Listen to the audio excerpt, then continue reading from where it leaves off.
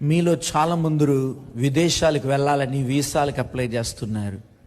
మీలో చాలా మంది రిజెక్ట్ అయిన వాళ్ళు ఉన్నారు. రిజెక్ట్ అయిన వాళ్ళు వచ్చి ఏడుస్తూ ఉంటారు, దేవుడు ఏం చేశాడు. ప్రియ తమ్ముడు చెల్లి, దేవుడు గనక నీకు వీసా రిజెక్ట్ చేసి ఉంటుంటే మన దేశాన్ని బాగు చేయాలని చూడు. మన దేశానికి మీలాంటి వాళ్ళు కావాలి, మీలాంటి నీతిమంతులు ఈ దేశానికి కావాలి.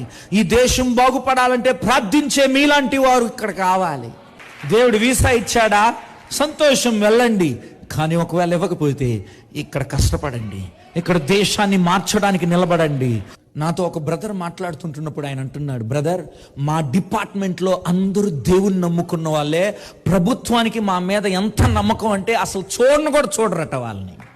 ప్రియ తమ్ముడు చెల్లి, ఈ సాక్ష్యం వినపడాలి ఈ ప్రపంచంలో మన గురించి. ఎక్కడికి వెళ్ళినా మన నమ్మకత్వాన్ని గురించి చెప్పాలి, మన భక్తి కనిపించాలి ఈ లోయలో, మన పరిశుద్ధత కనిపించాలి ఈ లోయలో. ఈ రోజున హాస్పిటల్స్, కాలేజెస్ వ్యాపారాలుగా మారిపోయినండి. జనాల్ని బాగు చేయటానికి కాదు ఆడ ఇప్పుడు. కానీ ఒకప్పుడు దేవుని బిడ్డలు ప్రజల్ని బాగు చేయాలని వచ్చారు.